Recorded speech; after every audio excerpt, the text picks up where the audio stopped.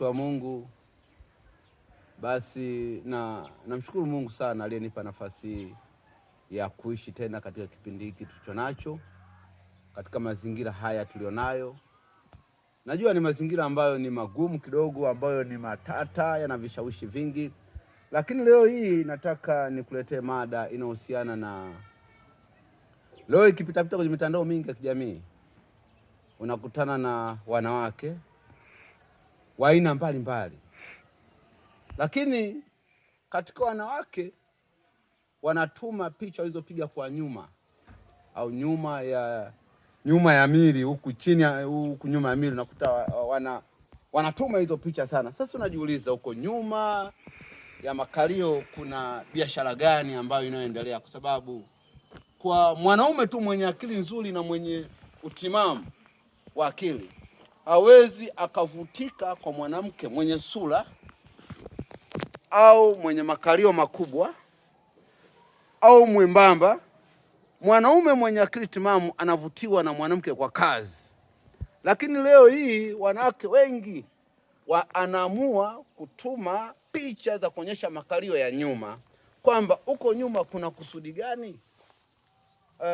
Tukisoma kwenye Biblia, ukisoma Wakorintho wa kwanza mstari wa 12, Wakorintho wa kwanza mstari wa 12, anakwambia, maana kama vile mwili ni mmoja nao una viungo vingi, na viungo vyote vya mwili ule navyo ni vingi, ni mwili mmoja, hivyo hivyo na Kristo. Yaani viungo vyote katika mwili vyote vina kusudi moja. Kwa mfano, utakapokuwa umeumia mguu, mimi naamini hata kichwa hakiwezi kikajisikia vizuri. Utakapoumia mguu, hata mkono hauwezi kujisikia vizuri. Kwa viungo vyote vina kusudi la kukamilisha mwili wa mwanadamu au mwili wa Kristo. Kwa hiyo tukiongelea swala la kutuma picha aidha video kuonyesha ovyo ovyo anavyotikisa makalio, mimi naona kuna biashara nyingine tu nyuma hayo makalio.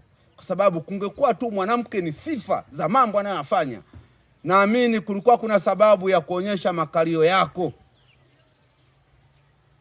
Cha muhimu cha kuonyesha, cha kumonyesha mtu au cha kuvutia mtu sio makalio. Mimi naamini ni kazi unazozifanya au maisha unaoishi yanatija kiasi gani katika jamii.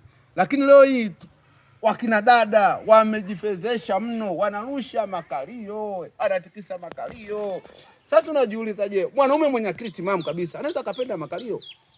Mimi naamini kwa mwanamke yoyote ambaye unaposti habari za makalio yako, kuonyesha ukubwa, kuonyesha unene wa makalio, mimi nadhani unajifedhesha. Na uenda nyinyi ndio masingomaza ambao mara nyingi mnatumika na wanaume wa aina mbalimbali katika mazingira ya hovyo. Uenda mnazini, uenda mpaka kinyume na maumbile, kulingana na maumbile yenu. Na ndio maana mmejikuta wanawake wengi wenye staili hizo hamko kwenye ndoa na wengi hamjaolewa. Kwa mimi nikusii tu mtu wa Mungu, kama mtu wa Mungu, kwamba posti vitu vya akili, tuma vitu vya maana, kwa maana huo mwili wako wote pamoja nayo makalio yako ni viungo katika Kristo, vilifaa vimtukuze Kristo, lakini leo umevigeuza vinatukuza dunia. Sasa mimi tu kama mjoli wa Mungu nitamalizia tena hapa kwa kusoma hii Wakorintho wa pili hapa nimesoma 12, nitasoma 22.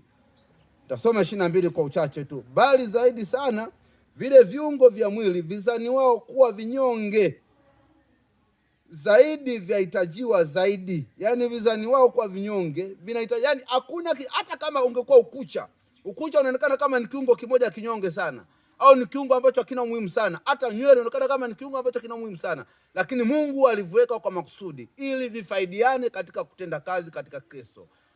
Kwa hiyo mimi nakusii kwamba posti vitu vya maana, tuma vitu vya akili, usitume vitu vya kijinga, sababu hivyo vitu vyote tunavyotuma inaisha nyuma yake kuna kitu kingine unachohitaji kitendeke, wenda katika mazingira yako ya huo mwili wako unaonyesha huko nyuma.